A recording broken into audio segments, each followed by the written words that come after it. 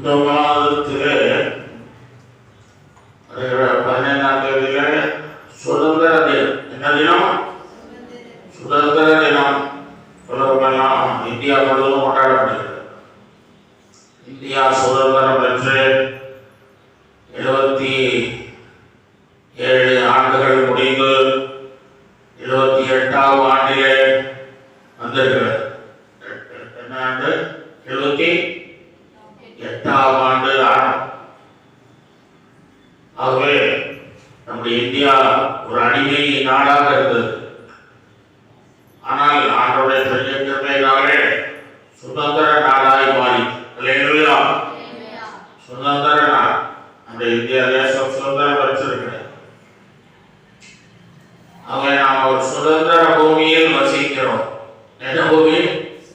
சுதந்திர பூமியில் வசிக்கிறோம் என்று சொல்வதிலே நாம் பெருமை கொள்ள வேண்டும். அல்லேலூயா. அதற்கு அநேகர் வசித்தார்கள், போராடினார்கள். சும்மா சுதந்திரம் வந்து விடவில்லை. அநேகர் ஜீவனை கொடுத்தார்கள், அநேகர் மறித்தார்கள், அநேகர் இரவு பகலாய் பாடுபட்டார்கள். சாப்பிட்டும் சாப்பிடாமலும், பசியிலும் தாகத்திலும் பலவீனத்திலும் குடும்பத்தையும் கூட விட்டு எல்லாவற்றையும் இழந்து போராடினார்கள். போராட்டம். போராட்டத்தினால்தான் இந்தியாவுக்கு கிடைச்சது சுதந்திரம் கிடைச்சது என்று சொல்லி நாம அதிலே போராடினவர்களை நாம் மறந்து விட முடியாது. அவருக்காக நாம் ஆண்டவருக்கு நன்றி சொல்லணும். மகாத்மா காந்தி, பாரதியார், நேரு, சிதம்பரம் பிள்ளை, சிங்காரவேலன், ராஜாஜி, பாவே, சுப்பிரமணியம், திருவிக்க சுப்பிரமணிய சிவா, திருவிக்கா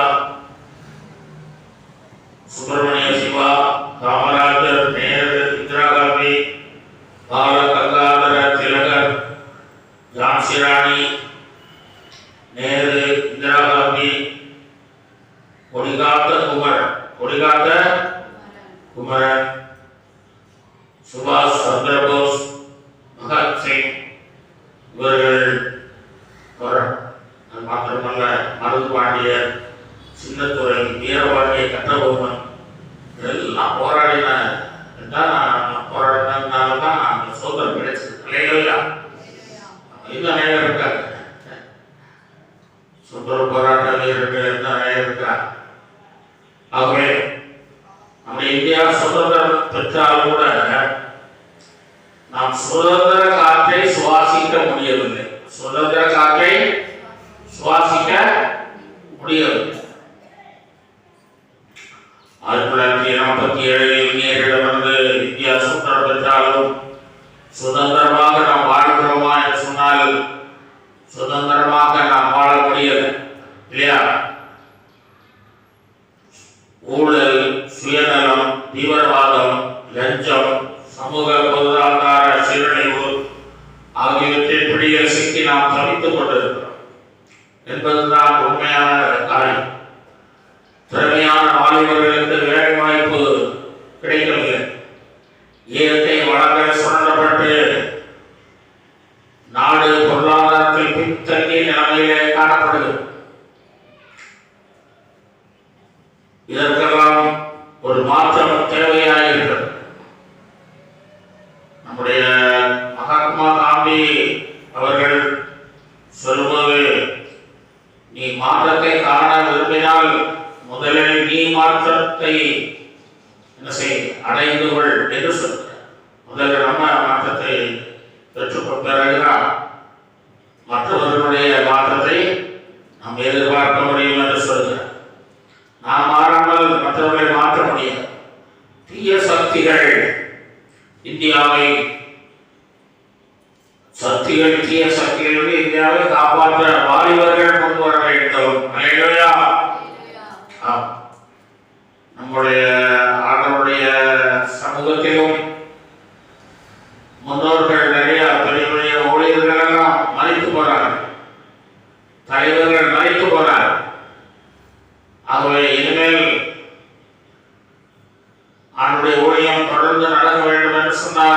வாலிபர்கள் எழுத வேண்டும். அல்லேலூயா.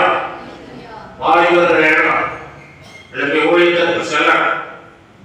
அதான் நாம் அந்த இடத்தை நிரப்ப முடியும். சுயநலம், லஞ்சம், மதம், மத பிரச்சனைகள், இனமொழி கலவரங்கள் இவைகள் அழிந்தால்தான் மக்கள் சுதந்திர காற்றை சுவாசிக்க முடியும்.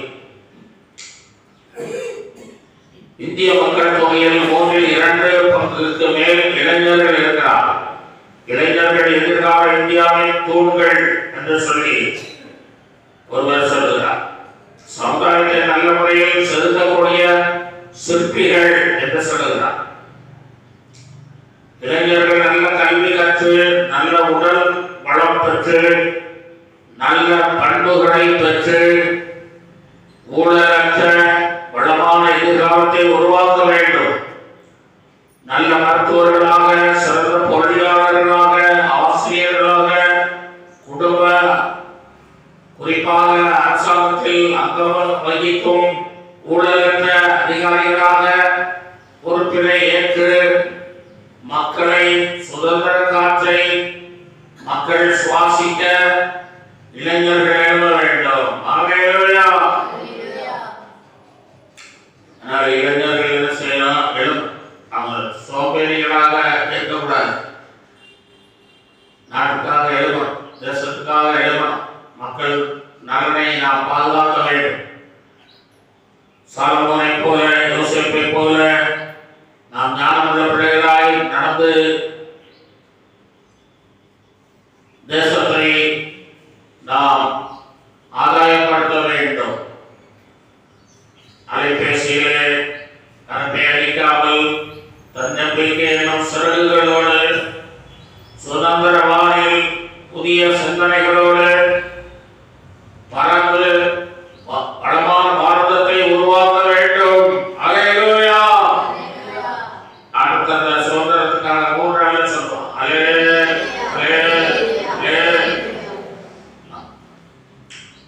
ஆகவே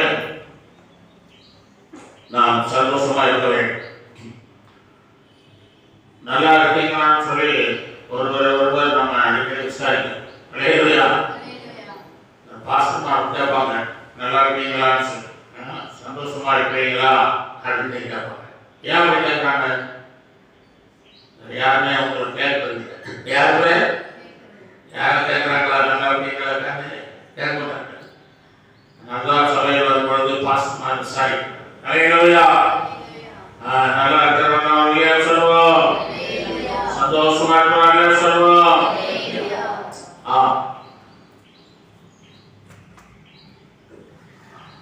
சிலர் என்ன செய்கிறார்கள்? வாழ்க்கையை வெறுத்துக் கொள்கிறார். ஐயா, நான் இருந்து என்னையா செய்ய போறேன்? வயசான தாத்தா பாட்டிகள் கேட்டா இருந்து என்னையா செய்ய போறேன்? என் பேர நடுவில் இருக்கா, அவங்களுக்கு ஒரு நல்ல காரியத்தை செய்து வச்சுட்டு நான் கண்ணை மூட போறேன். அதுக்கு பிறகு நீயா செய்வீங்க அப்படின்னு கேட்டா தெரியல. கண்ணை மூடுறதோட எல்லாம் சரியா வச்சு நினைக்கிறாங்க. நான் கண்ணை மூடின பிறகு ஒரு வாழ்க்கை. அல்லேலூயா. அந்த வாழ்க்கை தான் இயேசு நமக்கு தருகிறார். அல்லேலூயா. நித்திய ஜீவன். என்னவா ஜீவன்? நித்திய ஜீவன், நித்திய ராஜ்யம், பரலோகம், பரலோக சுதந்திரம். அல்லேலூயா. பரலோகம் போகணும். அப்போ வயசானவங்க கண்ணை மூடி எங்க போனோம்?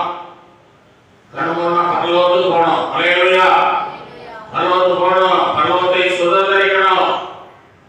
அந்த உலகத்தில் இருக்கும்போதே போராடணும். அநேக போராடிதான் இந்தியா சுதந்திரம் பெற்றது. அப்போ நீ பரலோக சுதந்திரத்தை பெற்றுக்கொள்ள போராடு, பலவந்தம் பண்ணு. இரவு பகல்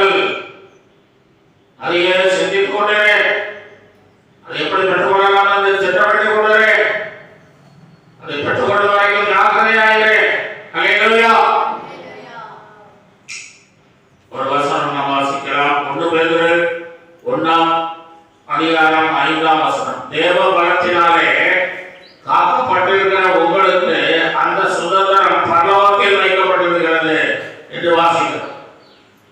இந்த நாளிலே செய்தி தலைப்பு தேவன் தரும் பூலோக பரலோக சுதந்திரம். ஆண்டுடைய பிள்ளைகளுக்கு இந்தியா மட்டும் தான் சுதந்திரம் இருக்கு.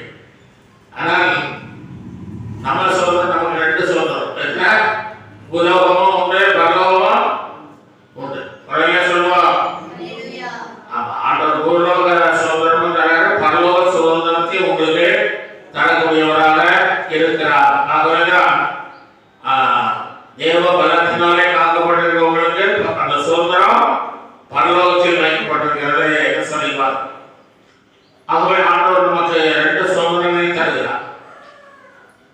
இந்திய மக்கள் சுதந்திரம் பெற்றுக்கொள்ள தகுதியானவர்களாக இருக்கிறார்கள் என்று சொல்லி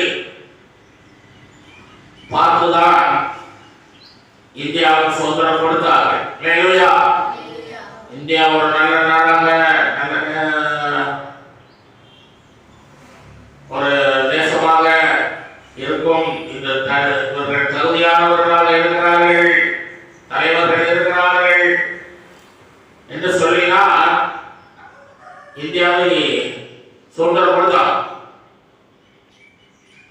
அதுபோல நீங்களும் பூலோக சுதந்திரத்தையும் பரலோக சுதந்திரத்தையும் பெற்றுக்கொள்ள தகுதியானவர்களாக இருக்க வேண்டும். என்ன வேணும்? தகுதிகள். அந்த தகுதியை குறித்து நம்ம பார்க்க போகிறோம்.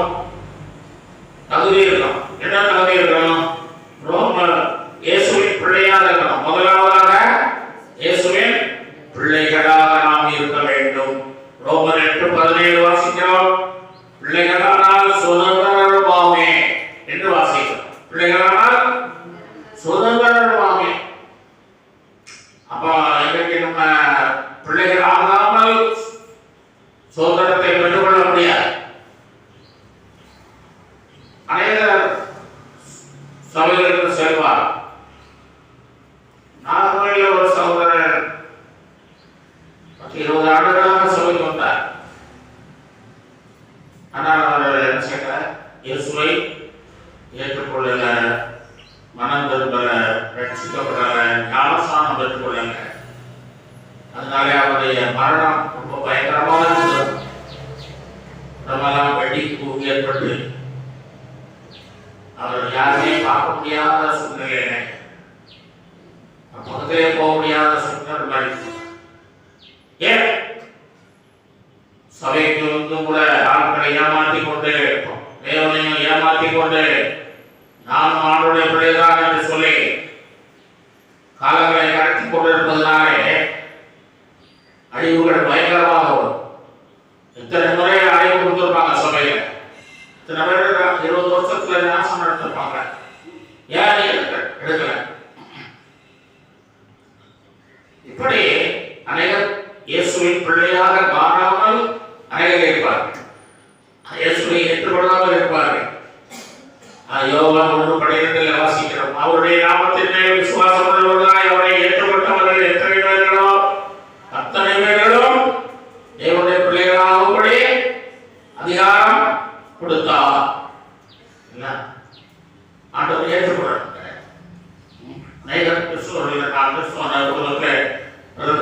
சொல்லி சொல்லிக் கொள்கிறார்கள். ஆனால் கிறிஸ்துவ அவர்கள் வாழ்க்கையை கிறிஸ்துவை ஏற்றுக்கொள்ளும். ஆண்டவரே என்னுடைய உள்ளத்தில் வாருமையா என்று சொல்லி உங்கள் உள்ளத்தை திறந்து கொடுத்தால் உள்ளத்தில் வந்து வாசம் பண்ணுவார். ஆகவே அவரை நீங்கள் அன்போடு அழைக்கணும். இயேசுவை விசுவாசிக்கணும், அவரை ஏற்றுக்கொள்ளணும். இந்த 2 காரியங்கள் செய்யணும். கலாத்தியர் 4:7 வாசிக்கிறோம். ஆகையால் இனி நீ அடிமையாக இராமல் சுதந்திரனாய் இருக்கிறாய்.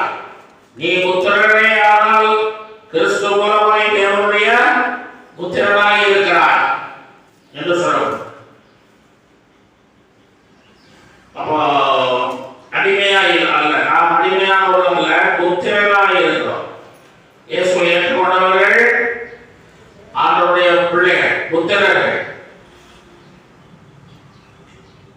நீ புத்திரனே ஆனால் கிறிஸ்து மூலமாய் தேவனுடைய சுதந்திரனாய் இருக்கிறாய். தேவனுடைய சுதந்திரத்தை நாம் பெற்றுக்கொள்ள அவருடைய பிள்ளைகளாக வேண்டும். கலாத்தியர் 4:6 வாசிக்கிறோம். மேலும் நீங்கள் புத்திரனாய் இருக்கிறபடினாலே அப்பா பிதாவே என்று கூப்பிடத்தக்கதாக தேவன் தமது குமாரனுடைய ஆவியை உங்கள் இருதயங்களிலே அனுப்பினார் என்று வாசிக்கிறோம். அப்பா என்று ஆண்டவரை அழைக்க ஆண்டவர் என்ன செய்கிறாரு? அவருடைய பிள்ளைகளாக நமக்கு உதவி செய்கிறார். அப்பா பிதாவே என்று எந்த மதத்திலுமே அப்பா பிதா என்று சொல்லி இல்லை. ஆனால் நம்முடைய வேதம் தான் சொல்லுகிறது ஆண்டவரை அப்பா பிதாவே என்று அழைங்கள் என்று சொல்லி. அல்லேலூயா. எவ்வளவு உரிமை பாருங்க, பிள்ளைகளுக்கு எவ்வளவு சுதந்திரத்தை கொடுக்குறாங்க பாருங்க. அல்லேலூயா. ஆகவே நீங்கள் தைரியமாக ஆண்டவரிடத்தில் நீங்கள் நெருங்கி சேரலாம். அவர் பரிசுத்தமான தேவனாக இருக்கிறார். அவரை விசுவாசித்தவரை ஒரு இதயத்தில் ஏற்றுக்கொண்டால், ஞானஸ்நானம் பெற்றுக்கொண்டால், அபிஷேகம் பெற்றுக்கொண்டால், சபையிலே வந்து நாம் பங்கெடுக்கும் போது நமக்கு ஆண்டவர் பரலோக சுதந்திரத்தை தருவார். அல்லேலூயா. பரலோக சுதந்திரத்தை தருவார். காலையில் 7:18 வாசிக்கிறோம். ஆனால் உன்னதமானவருடைய பரிசுத்தவான்கள் ராஜரீகத்தை பெற்று என்னென்றைக்கும் உள்ள சதா காலங்களிலும் ராஜ்யத்தை சுதந்திரித்துக் கொள்வார்கள் என்று வாசிக்கிறோம்.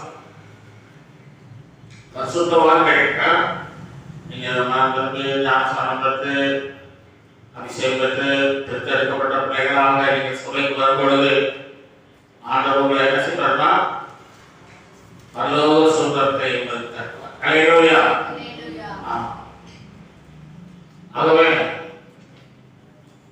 அன்றைக்கு இந்த சுதந்திரத்துக்காக போராடினவர்கள் நிறைய பேர் பின்வாங்கிட்டாங்க. வீட்டை நினைச்சாங்க, பிள்ளைகளை நினைச்சாங்க, குடும்பத்தை நினைச்சாங்க, வேலையை நினைச்சாங்க, பின்வாங்கி சுதந்திரத்துக்காக பாடுபட அவங்களால முடியல. கடைசி வரை போராட முடியல. அப்படி பின்வாங்கி போகக்கூடாது. அல்லேலூயா. கடைசி வரை போராடி நாம் பரலோக சுதந்திரத்தை பெற்றே ஆக வேண்டும். அல்லேலூயா. ஆண்டவர் பரலோகத்திலே ஒரு சுதந்திரத்தை உங்களுக்கு ஏற்படுத்தி கொண்டிருக்கிறார். அதை நீங்கள் பெற்றுக்கொள்ள ஆயத்தப்பட வேண்டும். ஒரு தம்பி படித்துக் கொண்டிருந்தார். படித்துக் கொண்டிருக்கும் போது ஆசிரியர் பாடம் நடத்தி கொண்டிருக்கும் போது சொன்னார், பசிபிக் கடல் மிகவும் ஆழமான கடல், 11 கிலோமீட்டர் ஆழம் என்று சொன்னபோது அவன் அப்படியே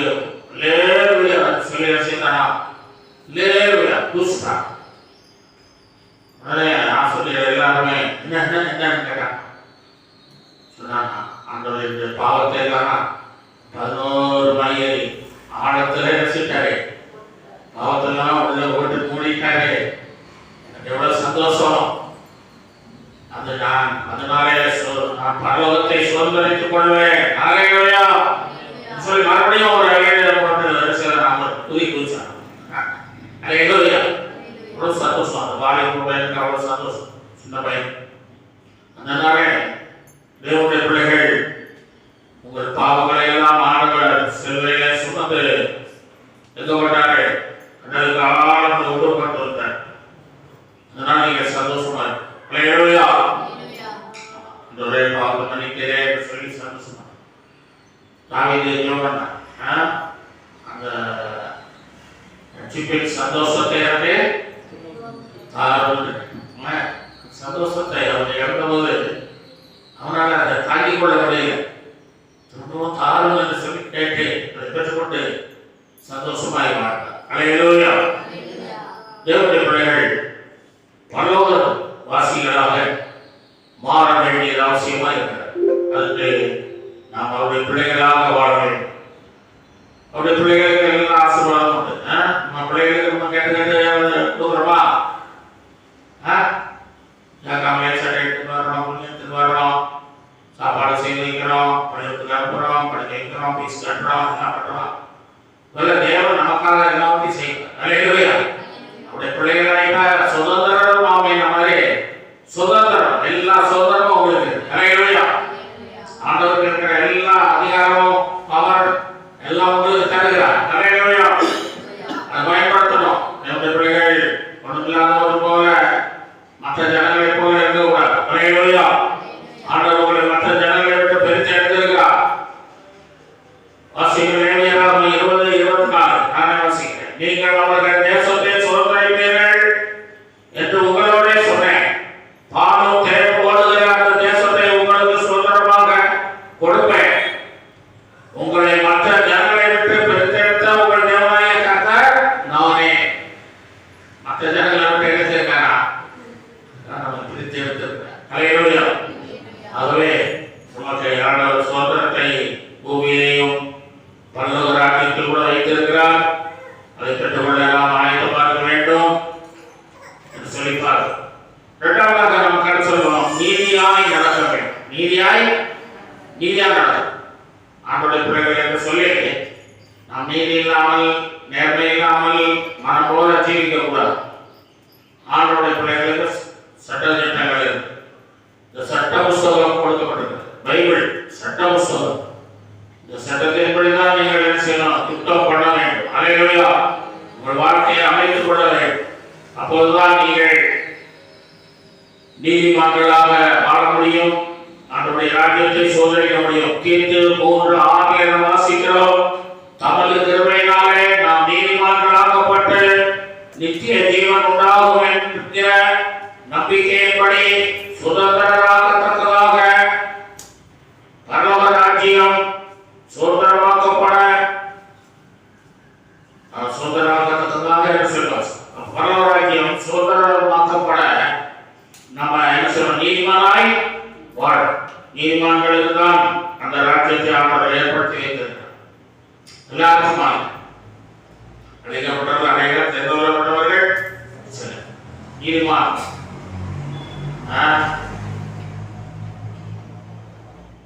பெரிய வாசல் வழியாய் பிரவேசிக்கும் அநேகர், சின்ன வாசல் வழியாக பிரவேசிக்கிறவர்கள் சில. ஹல்லேலூயா. வாசல் அது இலக்கமான வாசல். கிறிஸ்தவ வாசல் இலக்கமானது. அதிலே நாம் கஷ்டப்பட்டு நுழைந்து சென்றால்தான் பரலோகத்தை சுதந்தரிக்க முடியும். ஏசாயா 33:15 முதல் 17 வரைக்கும் நாம் வாசிக்கும் போது, நீதியாய் நடந்து சுமையானவைகளை பேசி இடுக்கல் செய்வதால் வரும் ஆதாயத்தை வெறுத்து பரிதானங்களை வாங்காதபடிக்கு கைகளை உதறி ரத்தம் சிந்துவதற்கான யோசனைகளை கையாளபடிக்கு தன் செவியை அடைத்து பொல்லாப்பை காணாதபடிக்கு கண்களை மூடுகிறவன் எவனோ அவன் உயர்ந்த இடங்களில் வாசம் பண்ணுவான். கண்மலையின் அரண்கள் அவனுடைய உயர்ந்த அடையாளமாகும். அவன் அப்பம் அவனுக்கு கொடுக்கப்படும். அவன் தண்ணீர் அவனுக்கு நிச்சயமாய் கிடைக்கும். உன் கண்கள் ராஜாவை மகிமை பொருந்தினவராக காணும். தூரத்தில் உள்ள தேசத்தையோ பார்க்கும். தூரத்தில் உள்ள தேசம் பரலோக ராஜ்யத்தையும் நாம் சுதந்தரிப்போம் என்று சொல்லப்படுது. ஹல்லேலூயா. நம்ம எப்படி நடக்கணுமா? நீதியாய் நடக்கணும். பரிசுத்தமாக நடக்கணும். உத்தமர்களாய் நடக்கணும். மனம் போல ஜீவிக்க கூடாது. நீதியாய் நடந்து சுமையானவைகளை பேசி பேசணும். இடுக்கண் செய்வதால் வரும் ஆதாயத்தை வெறுக்கணும். இடுக்கண் செய்வதால் வரும் ஆதாயத்தை வெறுக்கணும். விளையாமை பார்க்க நல்ல ஒரு நீதிமானாய் வாழ்ந்தார். என் மரணம் கூட நீதிமானை போல இருக்கணும்னு சொல்லி விரும்பினான். ஆனால் அவன் என்ன செய்தான்? இஸ்ரவேல் ஜனங்களை காட்டி கொடுத்தான். அந்த பாலாக் ராஜாவிடத்தில் இஸ்ரவேல் ஜனங்களை காட்டி கொடுத்தான். யூதாஸ் இயேசுவை காட்டி கொடுத்த மாதிரி இஸ்ரவேல் ஜனங்களை காட்டி கொடுத்தான்.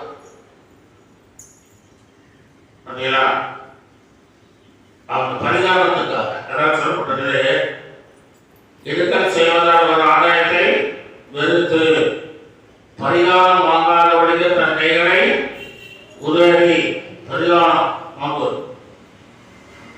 லஞ்சம் வாங்குவது. அந்த எலிசா வாங்க வாங்க வேண்டிய அந்த காணிக்கையை யார் வாங்கினது? கேயாசி ஒன்றுமே இல்லை. இது வேண்டாம், அவங்க ஓடுமே இருக்கிறாங்க சொன்னார்களே போய் சொல்லி வாங்கிட்டான். பரிதாபங்கள் அப்படி யாரும் ஏமாற்றி பணம் வாங்குறது. ரத்தம் சொல்லுவதற்கான யோசனைகளை கேளாதபடி செவியை விலக்கி செவியை அடைத்து இந்த தாவீது சவுல் ராஜா தாவீதை கொலை செய்ய தேடி வரும்போது ஒரு நாளையிலே தாவீது இருக்கிற பக்கமே வந்துடுவான், அவன் வந்துடுவான், 2 பேரும் பக்கமே வந்துடுவான். ஏன்னா 2 பேரும் ஒரு பக்கத்தை பார்க்க மாட்டாங்க.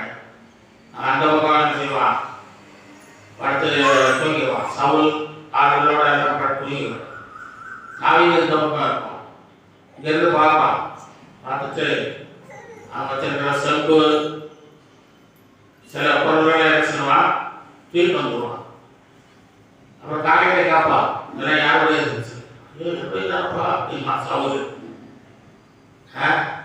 அப்போ 1 சாமுவேல் 26:8 வாசிங்கன்னா அபிஷேகின்னு தாவீதோட கூட இருக்கிற என்ன செய்வா, ஆகவே சத்துருக்களை உங்களுடைய கையில் ஒப்பு கொடுப்பேன்னு சொன்னார்ல ஆண்டவர் சொன்ன நாள் இந்த நாள் தான்.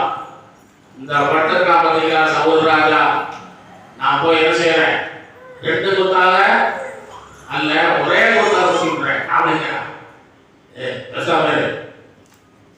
கர்த்தர் அபிஷேகம் பண்ணவரை என்ன செய்யக்கூடாது, நம்ம தொடக்கூடாதுன்னு சொல்லப்பட்டிருக்குது அப்படின்னு சொல்லி 1 சாமுவேல் 26:23 சவுல் இடத்துல தாவீது பேசுகிறார். என்ன பேசுகிறார், இந்த கர்த்தர் உண்மை என் கையில் ஒப்பு கொடுத்தது ஒருத்து இருந்தும் கர்த்தர் அபிஷேகம் பண்ணினவர் மேல் கையை நீட்ட மனதில்லாத இருந்தேன்.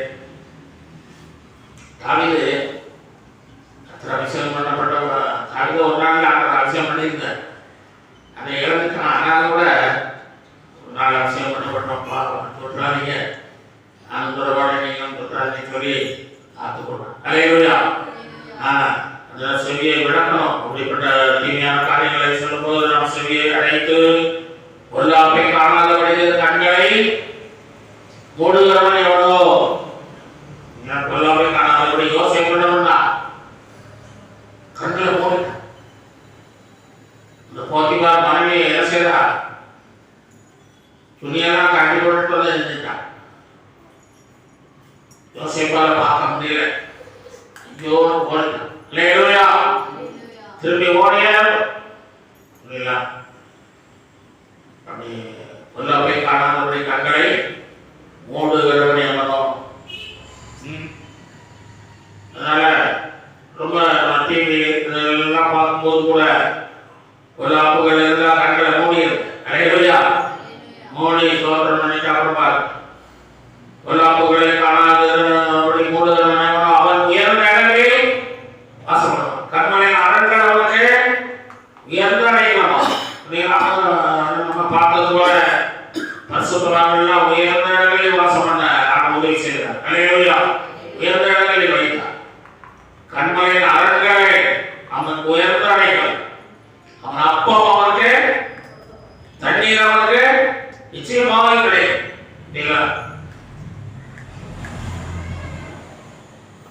நாம் ஆண்டவருடைய பிள்ளைகளாக அப்படி வாழ்கிறதுனால ஆண்டவர் நமக்கும் என்ன செய்யறாரு, நல்ல ஆசீர்வாதங்களை தருது. நல்ல அப்பம் சாப்பாடு எல்லாம் தருது, நடத்துகிறார். நல்ல வஸ்திரங்கள் எல்லாம் தருகிறார். ஒரு பழைய பாட்டு ஒன்று உண்டு, வண்ண மலர்கள் போலவே உன்னை ஒடுத்திட்டார். வண்ண மலர்கள் போலவே உன்னை ஒடுத்திட்டார். உன்னோ ஒடுக்கவும் தேவன் தந்திட்டார். உன்னவும் ஒடுக்கவும் தேவன் தந்திட்டார். நெஞ்சமே துதி பாடிடு, அஞ்சிடாதே நீ ஆடிடு, வல்லவ செய்த நன்மைகள் சொல்லி பாடிடு. வல்லவர் செய்த நன்மைகள் சொல்லி பாடிடு. அல்லேலூயா. ஆகவே நாம் நியாயம் செய்யும் பாடல்கள் நேர்மையாய் நடக்கணும். ஏசாயா 57:2 வாசிக்கிறோம். நேர்மையாய் நடந்தவர்கள் சமாதானத்துக்குள் பிரவேசித்து தங்கள் படுக்கையில் இழைப்பார். செத்து போயிட்டாலும் கூட எப்படி பாடுறாங்கம்மா? நேர்மையாய் நடந்தவர்கள் சமாதானத்துக்குள் பிரவேசித்து. அல்லேலூயா. ஆமா, செத்த பிறகு ஒரு சமாதானம் இருக்கு. அல்லேலூயா. ஆமா, நீங்க உயிரோட இருக்கும்போது தான் சமாதானம் அல்ல, செத்த பிறகு ஒரு சமாதானம் இருக்கு. அல்லேலூயா. அப்புறம் என்ன இருக்கு? சமாதானத்துக்குள் பிரவேசித்து தங்கள் படுக்கையில இளைப்பாறுகிறார்கள். செத்த பிறகு ஒரு இளைப்பாறு, செத்த பிறகு ஒரு இளைப்பாறு. தூக்கப்பட்டு செத்த உடனே, மனது ஒரு செத்த உடனே ஒரு இளைப்பாறு இருக்குன்னு உலக சாதனை சொல்றாங்க. நான் பைபிள் அப்படி கிடையாது. ஐஸ்வர்யவான் மதிக்கப்பட்டு அவருக்கு கஷ்டம் வந்தது. கடந்து வேறுறேனே, புழுக்கள்லாம் என்னை கடிக்கிறதே, ஒரு சொட்டு தண்ணி கூட கிடைக்கலன்னு சொல்லி அவன் அங்கே போய் தான் வேதனைப்படுது. வேதனைப்பட்டாங்க சொல்றோம் இல்லையா? வேற நான் இழைப்பாக இல்லை, சமாதானம் இல்லை. அதனால உலகத்தில் இருக்கும்போதே என்ன செய்யலாம்? நேர்மையா நடக்கணும், நீதியா நடக்கணும், உத்தமர்களாய் நடக்கணும். அல்லேலூயா. உத்தமர்களாய் நடக்கணும், பரிசுத்தமாய் வாழணும். சங்கீதம் 112 செம்மையானவர்களின் வம்சம் ஆசீர்வதிக்கப்படும். 4ஆம் வசனத்துல செம்மையானவர்களுக்கு இருளிலே வெளிச்சம் உதிக்கும். செம்மையான பிள்ளைகள், நல்ல பிள்ளைகள். ஒரு திருடர்கள் 5 பேர் ஒரு வீட்டை திருட வந்தாங்க. அவங்க கிறிஸ்தவர்களா இருந்தாங்க. அந்த கிறிஸ்தவ குடும்பத்தை அப்படியா திருடன்னு சொல்லி அந்த வீட்டுக்கு 5 பேர் ராத்திரியில் வந்தாங்க. ராத்திரி ஒரு 2 மணிக்கு இருக்கும். அவங்க வந்து சுற்றி சுற்றி பார்த்தாங்க. ஒரு கண்ணாடி கதவு இருந்தது, அது வழியா உள்ள பார்த்தாங்க. இதை பார்க்கும்போது வெளிச்சம் என்ன வந்தது? வெளிச்சம். அவங்க திரும்பி பார்த்தாங்க, சுத்தியும் வெளிச்சமா இருக்கு. சுத்தியும் உள்ளே வெளிச்சம், வெளியவும் வெளிச்சமா இருக்கு. காலையில சூரியன் உதித்தா அப்படி இருக்கும், அது போல. ஐயோ வெளிச்சம் தெரியுது, நம்மளை யாரும் 4 பேர் பார்த்தாங்கன்னா உடனே கொடுப்பாங்க சொல்லி ஓடி இருக்காங்க. அல்லேலூயா. ஆகவே செம்மையானவர்களுக்கு இருளிலே வெளிச்சம் உதிக்கும். உடைய பணம், பொருள், உடைய ஆஸ்திகள், சொத்துக்கள் எல்லாவற்றையும் ஆண்டவர்களை எடுத்து காப்பார். அல்லேலூயா. வெளிச்சம் கொடுத்து காப்பார். செம்மையானவர்களுக்கு வெளிச்சம் உதிக்கும், இருள் அல்ல, வெளிச்சம் உதிக்கும். அல்லேலூயா. கர்த்தருக்கு ஸ்தோத்திரம். கர்த்தருடைய ஆசீர்வதிப்பாராக. நம்ம செல்வோம். பூர்வ ஆசீர்வாதங்களையும் தேவன் நமக்கு வைத்திருக்கிறார். சங்கீதம் 37:9 வாசிக்கும் போது கர்த்தருக்கு காத்திருக்கிறவர்களோ பூமியை சுதந்தரித்துக் கொள்வார்கள். இது 1000 வருட சாட்சி குறிக்கிறதாக இருக்கிறது. கர்த்தருக்கு காத்திருக்கிறவர்கள் பூமியை 1000 வருஷம் சுதந்தரித்துக் கொண்டு வாழ்வார்கள். அதனோட வாசிக்கிறோம், சாந்த குணமுள்ளவர்கள் பூமியை சுதந்தரிப்பார்கள் என்று சொல்லப்பட்டது. சாந்த குணம், சண்டை குணம் கொண்டு இருக்கிறவங்க சாந்த குணம், தாழ்மையானவர் பூமியை சுதந்தரிப்பார். 1000 வருஷம் ஆட்சி செய்வார். 22 கர்த்தரால் ஆசீர்வதிக்கப்பட்டவர்கள் பூமியை சுதந்தரித்துக் கொள்வார்கள். கர்த்தரால் ஆசீர்வதிக்கப்பட்ட பிள்ளைகளாக கர்த்தரை ஆசீர்வதித்தார், கர்த்தரை ஆசீர்வதித்தார், கர்த்தரை நடத்துகிறார், கர்த்தரை என்னோட கூட இருக்கிறார் அப்படின்னு நீங்க எப்போதும் சொல்லணும். கர்த்தர் ஆசீர்வதிக்கப்பட்ட பிள்ளைகளா எழுதணும். ஒவ்வொரு நாளும் கர்த்தரை நீங்க தேடினீங்கன்னா ஆசீர்வாதமா இருப்பீங்க. அல்லேலூயா. கர்த்தருக்கு காத்திருக்கிறவர்கள் பொதுபலன் அடைவார்கள். நீங்க காத்திருக்கணும். ஆண்டவருக்கு பதில் கொடுக்கல, ஜெபத்தை கேட்கல அப்படின்னு நீங்க கோபித்துக் கொள்ளக்கூடாது. நீங்கள் ஆண்டவர் மேல் துக்கப்பட்டு விடக்கூடாது. நீங்க காத்திருக்கணும். என்ன செய்யணுமா? காத்திருந்ததுதான் புது பலன் கிடைக்கும், புதிய ஆசீர்வாதம் கிடைக்கும், புதிய நன்மைகள் கிடைக்கும். காத்திருக்கணும். அதனால இடத்துல அநேகர் காத்திருந்துதான் ஆசீர்வாதத்தை பெற்றிருக்கிறாங்கன்னு சொல்ல இல்லையா? காத்திருக்கணும். ஜோமண்ண உபாசனம் ஜோமண்ண பதில் வரல அப்படின்னு சொல்லி நீங்க சோர்வு போயிடக்கூடாது. அல்லேலூயா. நீங்க படிச்ச பாட்டுல கூட ஆண்டவர் செத்து போனவனே உயிரோடு எழுப்பியிருக்கும் போது நோய்களை குணமாக்கும் போது அது முடியாத காரியமா முடியுமாங்க? அல்லேலூயா. நோய்கள் சாதாரண போனா போயிடுது. நான் செத்து போனவனே வாழ வந்துடுறேன். இதை விட நோய்கள் பெருசா? சில நோய்களில் நான் ஒவ்வொரு நாளும் செத்து பிழைக்கிறேன். அப்படியா? அந்த நோய்களை மாற்றும். அதுக்காக நம்ம ஜெபிக்கிறோம். அதுக்காக நம்ம பண்ணணுமா? எப்ப பார்த்தாலும் நம்ம நோயை தான் சொல்லிட்டு இருக்க ஜெபம் பண்றது. அதனால நோய்கள் போகணும். நோய்கள் பேய்கள் ஓட்டிடுவார், நோய்கள் பேய்கள் ஓட்டிடுவார், நொந்து போன உள்ளத்தை தேர்ந்திடுவார். இயேசு நொந்து போன உள்ளத்தை தேர்ந்திடுவார். இயேசு கூட வருவார், எல்லாவித அற்புதம் செய்வார்.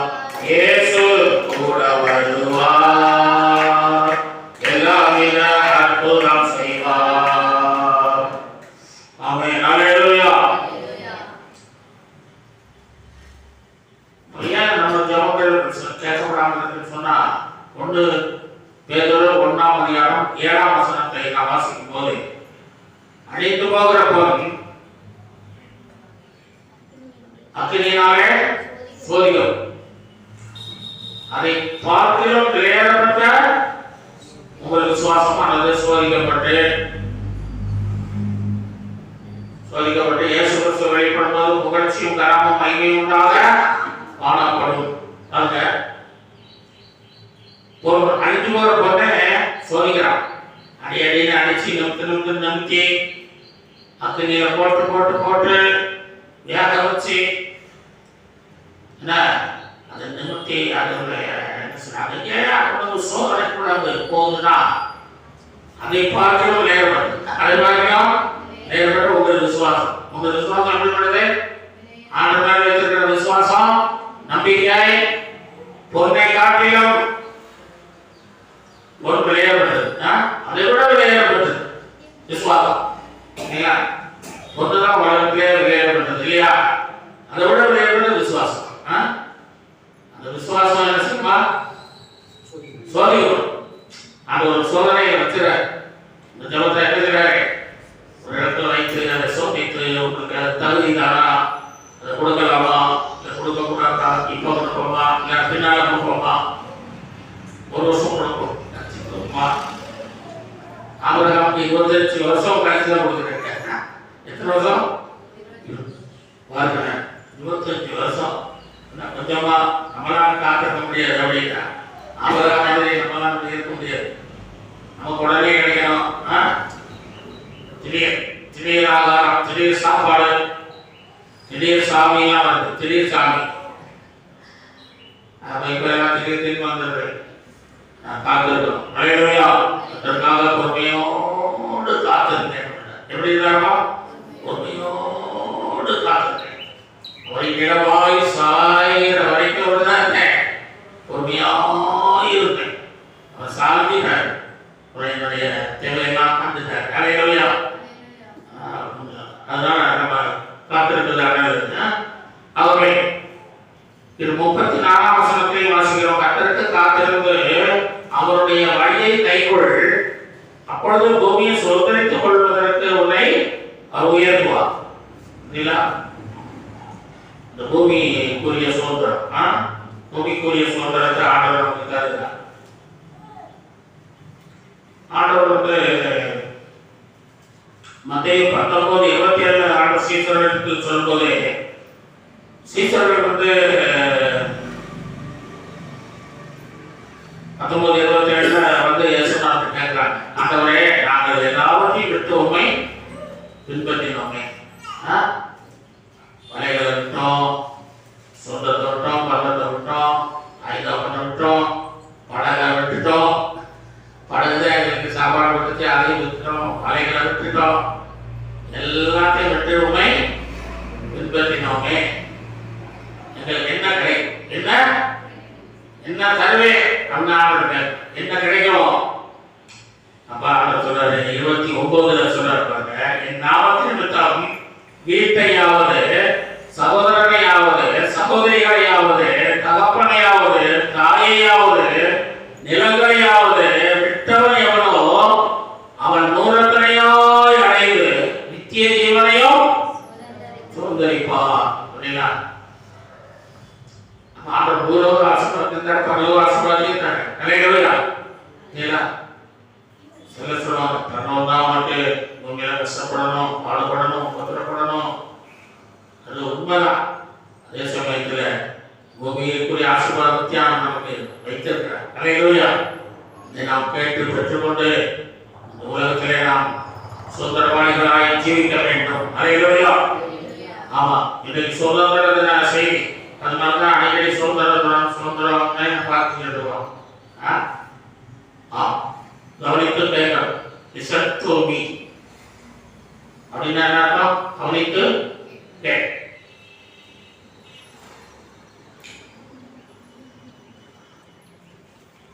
இன்னொரு 3வது நான் கடந்து சொல்லும்போது கொலோசியர் 1:12 ஒளியில் உள்ள பரிசுத்தவான்கள். 3வதாக ஒளியில் உள்ள பரிசுத்தவான்கள். கொலோசியர் 1:12 ஒளியில் உள்ள பரிசுத்தவான்களுடைய சுதந்திரத்தில் பங்காளிவதற்கு நம்மை தகுதியுள்ளவர்கள் ஆக்கினவரும். 13ஆம் வசனம் இருளின் அதிகாரத்திலிருந்து நம்மை விடுதலையாக்கி தமது அன்பின் குமாரனுடைய ராஜ்யத்திற்கு உட்படுத்தினவருமாய் இருக்கிற பிதாவை ஸ்தோத்திரிக்கிறோம் என்று சொல்கிறார். ஒளியில் உள்ள பரிசுத்தவான்கள், ஒளியில் இல்லாத பரிசுத்தவான்கள் இருக்கிறாங்க. ஒளியில் இல்லாத பரிசுத்தவான்கள் இருக்காங்க. ஆமா, சபைக்கு வருவாங்க, பாடத்துக்கு தவறான ஆராய்ச்சி வருவாங்க. ஆனால் அவர்கள் ஒளியில் உள்ள பரிசுத்தவான்கள் அல்ல. இல்லையா? அப்படிப்பட்டவர்களும் சபையில் இருப்பார்கள் என்றுதான் சொல்லப்பட்டிருக்கிறது. ஆகவே ஒளியில் உள்ள பரிசுத்தவான்களுக்கு தான் ஆண்டவர் சுதந்திரத்தை வைத்திருக்கிறார். அல்லேலூயா. ஒளியில் உள்ள பரிசுத்தவான்களாக நாம் தேவனுடைய பிள்ளைகளாக இருந்தாலே நாம் பரிசுத்தவான், ஒளியில் உள்ள பரிசுத்தவான்களாக இருக்கிறோம்.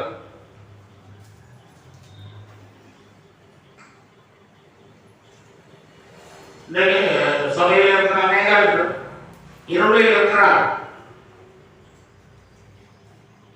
அவர்கள் ஒளியில் இல்ல, இருளில் இருக்கிறார். அதான் சொல்றார், இருளின் அதிகாரத்தை நம்மை விடுதலையாக்கிட்டாரே.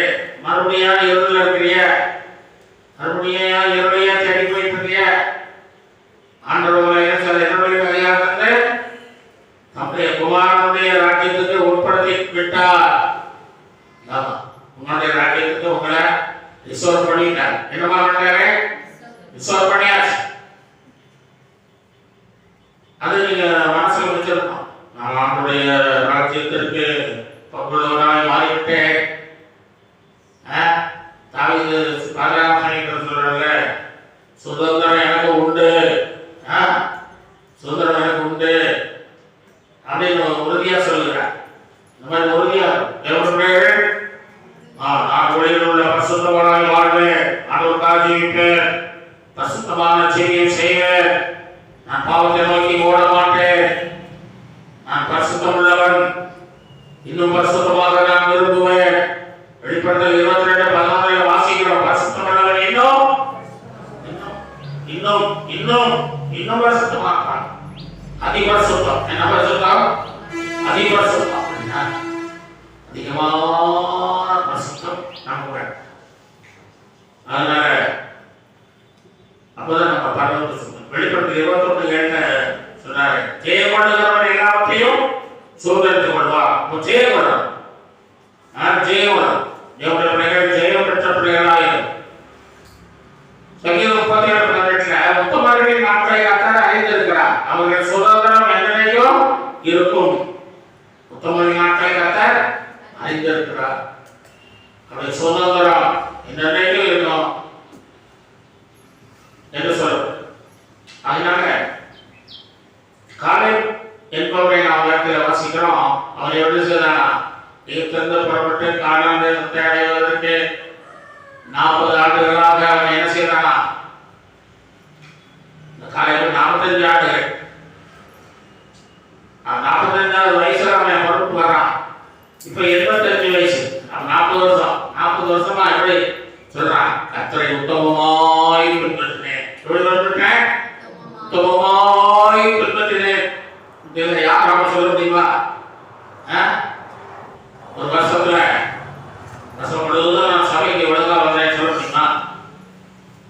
அதே சொல்ல முடியாது. அவன் 40 வருஷமா இருக்கிறான், உத்தமமாய் பின்பற்றான். ஆகவே உத்தமமாய் பின்பற்ற. அல்லேலூயா.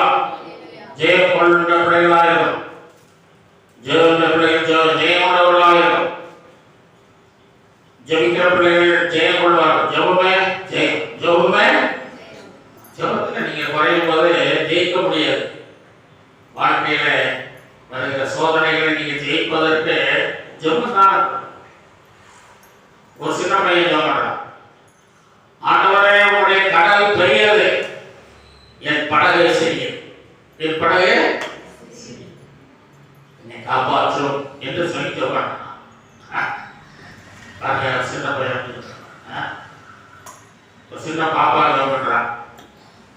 ராத்திரி படுக்கும்போது ஆண்டவரே காய்ச்சி பூச்சி ஆமே அப்படின்னா என்னது, காய்ச்சல் வரக்கூடாது, பூச்சி கடிக்கக்கூடாது, ஆமே. சின்ன பிள்ளைங்க ஜெபம். அல்லேலூயா. நம்ம பிள்ளைகளுக்கு நல்ல ஜெபத்தை கற்றுக் கொடுத்தோம். அல்லேலூயா. சோதரம் அவர்கள் கர்த்தரை பற்றி கொண்டு கரைசோலை கர்த்தருக்காக வாழ்வார். 4வதாக அழைக்கப்பட்டிருக்க வேண்டும். இவருடைய 9:15 அழைக்கப்பட்டவர்கள் நித்திய சோதரத்தை அடைந்து கொள்வதற்காக புதிய உடன்படிக்கையின் மத்தியஸ்தராக இருக்கிறார் என்று சொல்லப்படுகிறது. அழைக்கப்பட்டிருக்கிறோம். ஆண்டவர் எல்லாரையும் அழைத்தார், சீசர்களை அழைத்தார், எல்லாவற்றையும் விட்டு ஆண்டவர் பின்பு வந்தார்கள். அவரை அப்போஸ்தலர்கள் ஆக்கினார். அவர்களுக்கு ஆண்டவர் திருச்சபையை ஏற்படுத்தி கொடுத்தார். கர்த்தருடைய ஊழியத்தை அவர்கள் கரைசோலை செய்தார்கள். அப்புறம் அவர்கள் பரலோகத்துக்கு சென்றார்கள். அல்லேலூயா. ஆண்டவர் அழைக்கிறார், ஒவ்வொருவரையும் அழைக்கிறார்.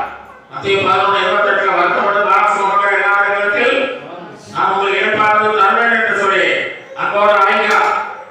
ஆகவே ஆண்டவர் நம்மை அழைத்தார் என்கிற ஒரு நிச்சயம் நமக்கு இருக்கணும்.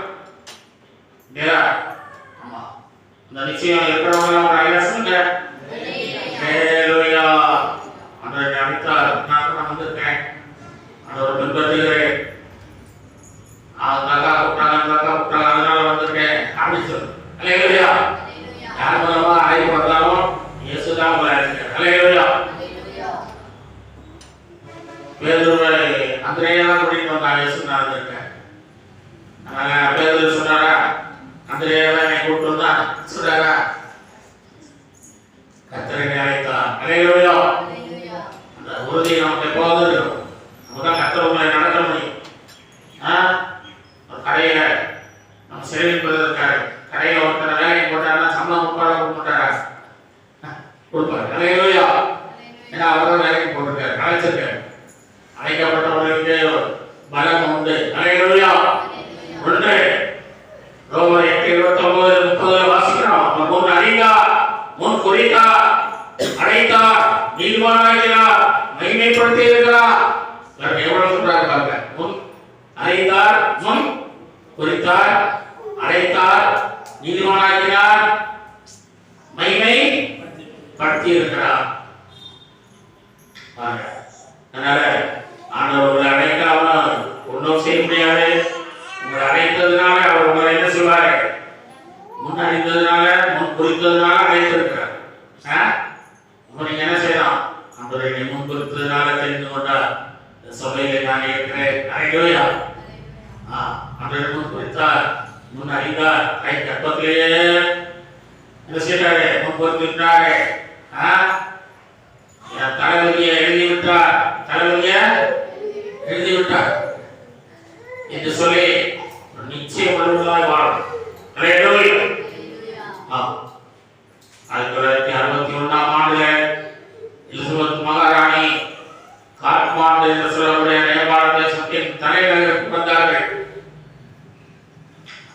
அதுக்கு சில ஆண்டுகளுக்கு முன்பாக ஒரு குடும்பம் அந்த நேபாளத்துக்கு 18 கிலோமீட்டர் தூரத்தில் இருந்த ஒரு குடும்பம் அந்த அம்மா ஒரு லெட்டர் போட்டாங்க. அம்மா உங்களை பார்க்க ரொம்ப ஆசையா இருக்கிறோம் என்று சொல்லி அந்த அம்மா 12 ஆண்டுகளுக்கு பிறகு அந்த ஊருக்கு வருது. அப்ப அவங்களுக்கு ஒரு லெட்டர் போடுது, நான் காட்மாண்டுக்கு வருகிறேன், உங்களை சந்திப்பேன். அவங்க காட்மாண்டுக்கு வரும்போது அம்மா அப்போது அந்த வயிற்றுக்குள்ள திடீர்னு கைப்பற்றோன்னா வயிற்றுக்குள்ளேயோ நடக்குது. 18 கிலோமீட்டர் நடக்கணும். நடந்து போகும்போதே பிரசவ வலி இருந்துச்சு. உடனே பக்கத்தில் இருந்த ஒரு சின்ன கிராமத்துல சிலர் தங்க வச்சு வைத்தியம் பண்ணாங்க. குழந்தைய பெற்றெடுத்து ஒரே நாள் தான், மறுநாளே அம்மா மறுபடியும் பிரயாணம் பண்ணி 2 நாட்கள் பிரயாணம் பண்ணி அந்த அம்மா வந்து சந்திச்சாங்க. நல்ல ஆமா, அந்த அம்மா அவருக்கு நல்ல ஒரு பரிசுகள் எல்லாம் கொடுத்து, நல்ல தேவையெல்லாம் கொடுத்து அந்த அம்மா சந்தோஷமா அனுப்பினாங்க. ஒரு சொல்லுவோம். இதுபோல அருமையான தேவனுடைய பிள்ளைகளே, நீங்களும் ஆண்டவர் உங்களை அழைத்தார் என்ற நிச்சயத்தோடு கூட நீங்கள் ஆண்டவரை தேட வேண்டும். அல்லேலூயா. ஆண்டவரே என்னை அழைத்து உங்களுடைய பொன்முகத்தை பார்க்கணும் என்று சொல்லி நீங்க அதிகமாக ஆண்டவர்கிட்ட தனிமையில பேசணும். நீங்க மனவாட்டி, அவர் மனவாளர். நீங்க யாரு? மனவாட்டி, அவர் மனவாளர். மனவாட்டி மனவாளத்தில் என்ன செய்யலாம்? தனிமையிலே பேசணும். எப்படி பேசணுமா? தனிமையில. நீங்க தனிமையில தேவனோடு ஐக்கியம் வைக்கணும். தனி ஜெபம் அவசியம். முதுகெலும்பு இல்லாம நீங்க நிற்க முடியாது. முதுகெலும்பு தனி ஜெபம் முதுகெலும்பை விட வல்லமை நிறைந்தது. அல்லேலூயா. தனி ஜெபம் உங்களை நிர்பந்திக்க செய்யும். அல்லேலூயா. தனிமையிலே ஆண்டவரோடு நல்ல ஐக்கியம் வைத்துக் கொள்ளுங்கள். ஆண்டவரே முகத்தை பார்க்கணுமா? அல்லேலூயா. மோசைக்கு ஆண்டவரே கூட இருக்கிறேன், சமூகம் குடும்ப செல்லும் உடைய நான் பாடையில நடத்துவது சொன்னாலும் முகத்தை பார்க்கணும். என்ன சொல்றான்? முகத்தை பார்க்கணும். பாருங்க எவ்வளவு ஆசை பாருங்க. அல்லேலூயா. அவன் மனவாட்டி எப்போதும் ஆண்டவர் மேல பிரியமா இருக்கணும், சக்தியா இருக்கணும், தாகமா இருக்கணும், ஆண்டவர் பார்க்கணுங்கிற வார்த்தை இருக்கணும். ஒரு சிறிய ஒரு மாப்பிள்ளைக்கு பேசிட்டோம்னா என்ன செய்வான்? அவன் பேசி முடிச்ச கூட அப்படி பேசணும் பேசணும் பேசணும் சரி, ரொம்ப ஆசையா இல்லையா? என்னைக்கு அவர் முகத்தை பார்ப்பேன். அதுபோல மனவாட்டி தெரியுமா? இப்படி 17-16 வாசிக்கிறோம். அவரோடு கூட இருக்கிறவர்கள் அழைக்கப்பட்டவர்களும் தெரிந்து கொள்ளப்பட்டவர்களும் உண்மையுள்ளவர்களுமாய் இருக்கிறார்கள். இந்த 3 கூட்டத்தார்கள்